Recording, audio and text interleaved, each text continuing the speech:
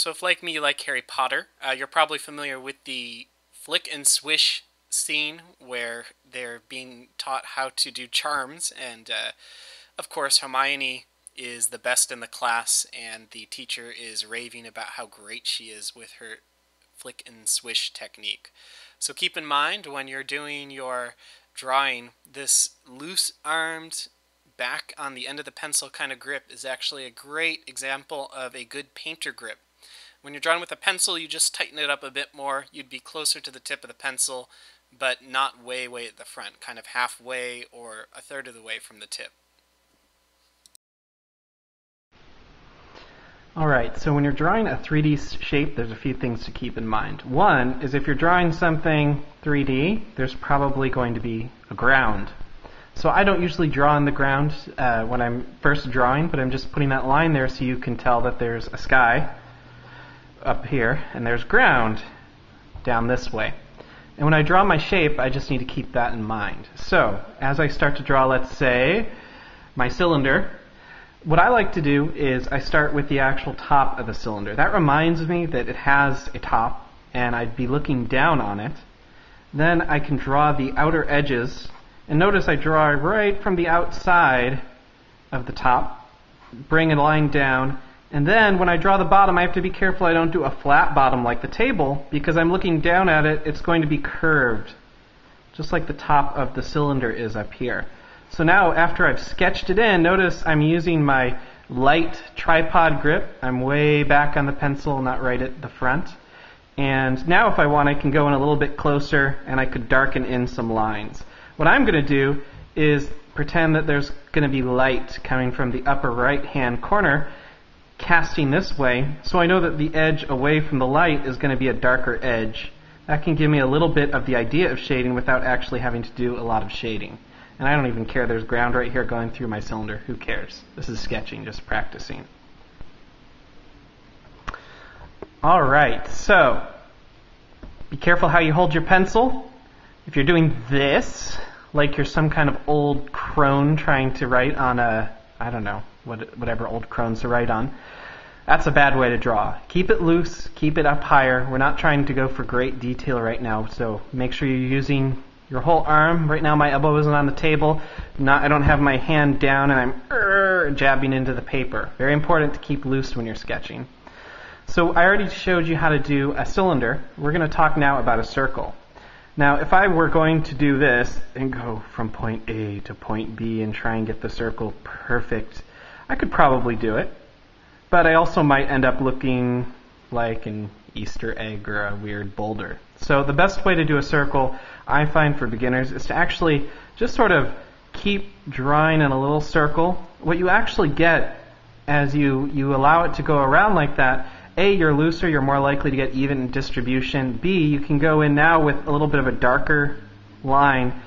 And all those lines you've already put down there, they're almost like guidelines. You can kind of pick out which one of those lines is the right one, and then darken it as you go around to get a nice shape that's much closer to a real circle. I guess this could be my magic 8-ball. Alright, next up, we're going to look at a square, how to draw a square in 3 dimensions. The way I like to do this is by starting with the front edge of the square as it would be facing you. And then I like to draw the lines going back in perspective. So that means the ones that would be moving back away from you when you're looking at it. Now you guys know a square is going to have a 90-degree angle. So I am going to draw this front edge with a 90-degree angle, or at least close to it. And then I'm going to have to draw a line going up, just like this one, that is parallel. So like it or not, right now we're talking geometry. Yes, all that math does come in handy someday. And then these next set of lines back here are also going to be parallel to this one. And then parallel here. Now, believe it or not, drawing these shapes, a lot of it seems really simple, but for some people it's really, really difficult. So, if you're one of those people and you find that your squares are looking really, really funky, just keep at it and you will eventually get it. Okay, now how do I shade one of these things? That's a great question. There's lots of videos that I have up there for you to watch about shading. It's going to give you a lot more detail than I can give you right now. But what I'm going to do is go over just a couple basic things. When I first did my cylinder before, I showed you how you start from the top, draw it down, and then round out the bottom. Now for shading, the first thing you need to do is figure out where is your light coming from. So is my light going to come from the side, or is it going to come from the top? Now the best way to learn how to do this is to observe. You actually put an object down, note where the light is coming from, and in a drawing class you would put lamps out so the light is only coming from one direction. But we're not going to do that. We're not really concerned with that fine-tuning of your drawing right now, but just to sort of come up with a basic direction for the light. Particularly if you're doing something like 3D modeling, you're going to have just one direction of light at the beginning. If you're doing something like sketching for a ceramics class, you want to just show it with one direction of lighting because most galleries are going to be set up lit the way you want them to be lit. Okay, so what I do with this is the side of the direction of the light is coming from is going to be brightest, which means you're going to leave the lines a little lighter. The other side the edges might be a little darker. I like to lay down a little bit of ground.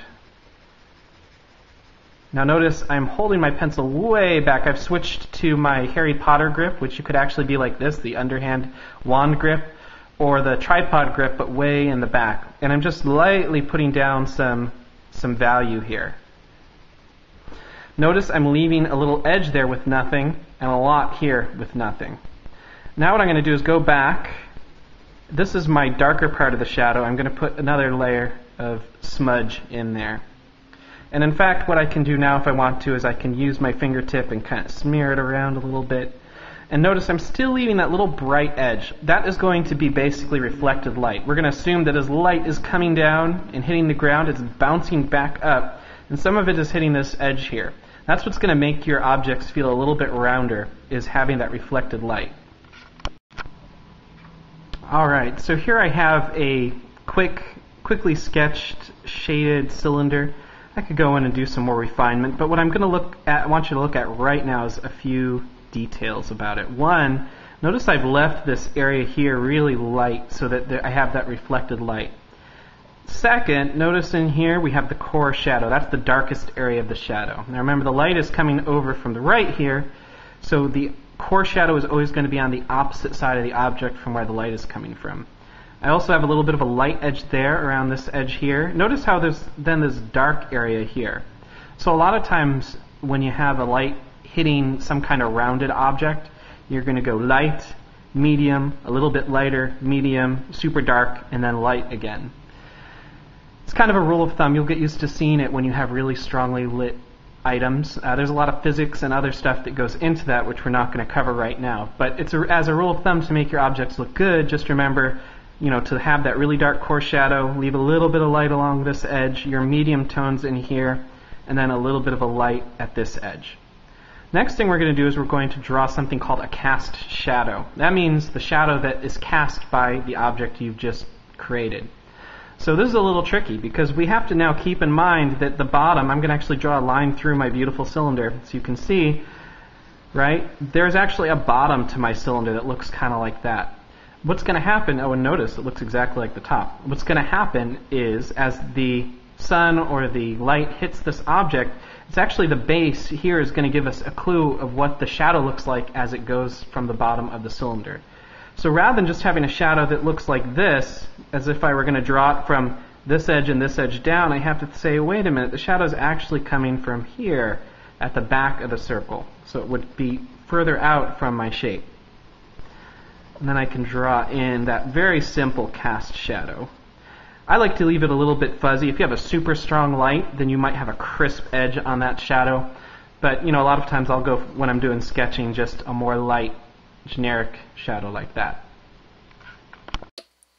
This drawing shows a good example of how to shade a cube. You can see the light here would be coming from the left side of the cube. The darkest area, the core shadow, would be on the face that's directly away from the light.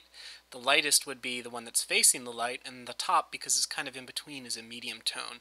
So a cube is a really fun way to get used to shading because you basically just have those three values from darkest to lightest, and then you have the edges where you want to either have them a little bit darker or a little bit lighter to show emphasis. So this little technique here, where you can see the artist created a value map, basically giving the values numbers, is a good way to practice drawing.